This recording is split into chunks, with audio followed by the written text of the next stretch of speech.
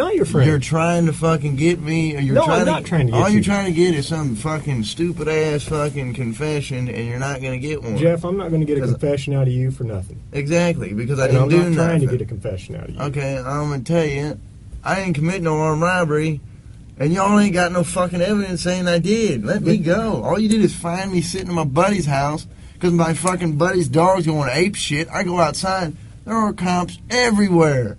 And they spotlight me. They say, come here. I say, what's up? They search me. They ain't find nothing. What's up? Let me read this. No. Yes. Because I'm not going to sign it. Welcome to a remarkable true crime story that will leave you questioning the justice system. In 2011, a suspect named Jeff Pearson found himself in a situation where he had to outsmart the police. What unfolded is nothing short of a legend in the world of interrogations. On a seemingly ordinary evening in 2011, a 7-Eleven was the scene of an armed robbery. Reports flooded the local police department, but the suspect had vanished. Eventually, the police heard a commotion in a nearby house. This led them to Jeff Pearson, a known heroin addict who was arrested for the robbery. Jeff's story takes a mind-bending turn from here. When Jeff was brought in for questioning, with no other leads to follow, his actions in that small, windowless room spoke volumes. He demonstrated a remarkable grasp of his rights from the very beginning. Jeff questioned the validity of his arrest, seeking clarity on the situation. Am I under arrest? For now. I'm under arrest? Yeah, I'll explain everything, but before I explain myself to you, before we talk to each other, I need to read your rights, okay? What am I under arrest for? Well, like I said, I need to read your rights first. Obviously, the charge is robbery, okay? I'll explain everything. I'm under arrest for robbery? You are, but let me read your rights real quick, okay? And then I'll explain it all to you. Is that okay? This is an invaluable lesson for anyone who might find themselves in a similar situation. Asserting your rights and requesting legal representation can be your strongest defense when faced with law enforcement. One pivotal moment in this intriguing tale was when Jeff was read his Miranda rights. This included the right to remain silent and the right to an attorney. Before we ask any questions, you must understand what your rights are. You have the right to remain silent. Anything you say can be used against you in court. You have the right to talk to a lawyer for advice before we question you and have him or her with you during questioning. If you cannot afford a lawyer and want one, a lawyer will be provided for you. If you decide to answer questions now without a lawyer present, you will still have the right to stop answering questions at any time. You also have the right to stop answering at any time until you talk to a lawyer. Do you understand the rights I've explained to you? Oh. Huh? Yeah. Okay. These rights, though often depicted casually in popular media, are not to be underestimated.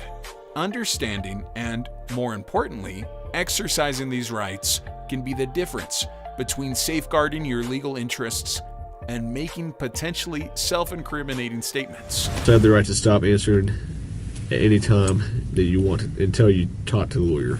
Does that make sense? You've probably heard these before, haven't you? Does that make sense? Do you understand your rights?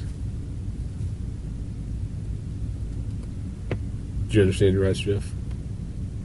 Yes or no? You understand? We're getting paid more than you are, so we can sit here for a long time, man. I just need you to answer me yes or no. Do you understand your rights? Let's get through that question. Do you understand what I read you? Did you comprehend what I read you?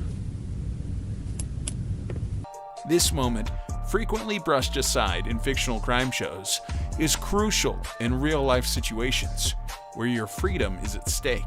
Jeff here is exercising his right to remain silent, and the cops just can't grasp that. Okay, good cop. No, usually I'm the prick. You look like the prick. I am. Jeff, do you understand your rights? Yes or no? I'm not asking if you want to talk to me at this point. I just want to know, do you understand what I read to you? So am I under arrest? Yes, you're under arrest. Get me back to the cell. I don't talk to you motherfuckers. Okay. He even shows an understanding of the old good cop, bad cop technique policemen are known to use to this day. They do it so that you would feel much more comfortable with one of the officers and start confiding in them. The detective's strategy in Jeff's interrogation was centered around pursuing him into a confession, a method known as the Reed technique. I'm not your friend. You're trying to fucking get me. Or you're No, trying I'm not trying to get all you. you're trying to get is some fucking stupid ass fucking confession, and you're not going to get one. Jeff, I'm not going to get a confession out of you for nothing. Exactly, because I And didn't I'm do not nothing. trying to get a confession out of you. Okay, I'm going to tell you, I didn't commit no armed robbery, and y'all ain't got no fucking evidence saying I did. Let me go. All you did is find me sitting in my buddy's house because my fucking buddy's dog's going ape shit. I go outside, there are cops everywhere, and they spotlight me. They say, come here. I say, what's up? They search me. They ain't find Hang on. nothing. What's Let up? me read this. No, Yes. because I'm not going to sign it. This technique is infamous for extracting false confessions from individuals. However, Jeff was far from a willing participant in this psychological game. This is what I don't understand, Jeff. You were sitting there talking just like you were ready to sit here and tell me what happened last night, and then all of a sudden I read that to you, and you screw it, I ain't talking to you. I want a lawyer. I don't understand that. What changed just in the... Because I told you what, I already told you what happened. You didn't. How didn't I? You didn't tell me what happened last night. How didn't I just tell you what? But now you've handcuffed me, and I can't talk to you because you've asked for an I'm a attorney. lawyer. So, okay, that's...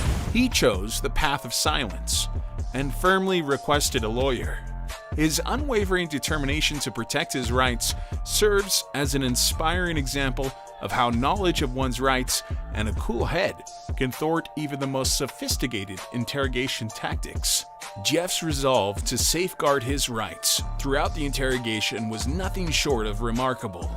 In the face of mounting pressure, he constantly denied any involvement and steadfastly avoided discussions that might potentially incriminate him. I need a fucking lawyer because obviously I didn't do nothing. And obviously you guys know I didn't do nothing because I've been arrested for the same bullshit before and you guys don't interview me this much. So, wham bam, thank you for the coke, put me back in the cell. We That's haven't my interviewed home. you yet. This unwavering resilience played a pivotal role in his ultimate release. It's a testament to the importance of standing your ground and the significance of protecting your rights, especially when the odds seem stacked against you. As the hours passed, the detective grew increasingly desperate, resorting to bargaining tactics. Hey, I say here, can and will be used against me. Sure, but anything you say here, I can also tell your parole officer that you helped me out. That doesn't mean dick. Sure it does. Well, you're arresting me for robbery tomorrow, so what the fuck does that do? You help me out, I can help you out in certain You ways. can't tell me that you can help me out. Because all you said is that you're charging me with some bogus-ass armed robbery bullshit. Okay. And I don't believe... there's no way. I didn't do it. He offered to help Jeff with his parole officer in exchange for information. However, Jeff saw through this thinly veiled attempt at manipulation. He astutely recognized the hollowness of such promises. This moment serves as a stark reminder that even if the most challenging situations, one must remain vigilant and recognize the true nature of any deals or offers presented to them. Piece of my evidence, okay? Yeah. One piece. The phone for 7-Eleven was taken by the suspect, whoever that was, okay? It was taken by the suspect and it was thrown in the dumpster behind 7-Eleven, okay? We got DNA off that phone. Right? That's one piece of my evidence. I have a lot of other evidence, okay? Like what? There's only a couple pieces of evidence I'm missing. Name them. What's that? Name them. Why do I need... Despite the detective's attempts to intimidate him with false claims of evidence, Jeff remained unwavering. He steadfastly asserted his right to remain silent and his need for legal representation. Jeff's stoic response showcased his unyielding commitment to preserving his rights and served as a powerful counterpoint to the detective's tactics. This moment is a striking example of how staying resolute in the face of adversity can lead to favorable outcomes. I'm not even answering. All this shit that I just said is gonna be fucking written in the discovery now, right? What? You haven't said nothing. I mean, every little stupid thing that you've asked me, dude, is going to be in the discovery. I'm not even going to do discovery. The prosecutor is. Okay. So, you halfway know the system, how things work, and you halfway don't. Am I right? I half-ass know Yeah. that the only reason I came up here is to get a fucking Coke. Okay. And I got it. But now I want a Butterfinger. After enduring hours of relentless questioning, Jeff was eventually released. What followed is a testament to human resilience. Jeff turned his life around, breaking free from the grip of heroin addiction. He pursued his passion for music and took to his YouTube channel to share invaluable tips on handling police interrogations. His journey from an interrogation room to redemption highlights the transformative power of determination and the importance of knowing one's rights in the face of the law. In this extraordinary true crime story, we witnessed Jeff Pearson's unwavering determination to protect his rights. Ultimately, outsmarting the unprofessional detective, he knew his rights and he stood his ground, leading to his eventual release. This tale serves as a stark reminder of the importance of understanding your legal rights when dealing with the police. If you found this story as captivating as we did, don't forget to like and share the video. And for more intriguing true crime stories, subscribe to our channel. Have you ever had an encounter with the law? Share your experiences in the comments below. And let's continue this discussion. Thanks for watching, and we'll see you in the next video.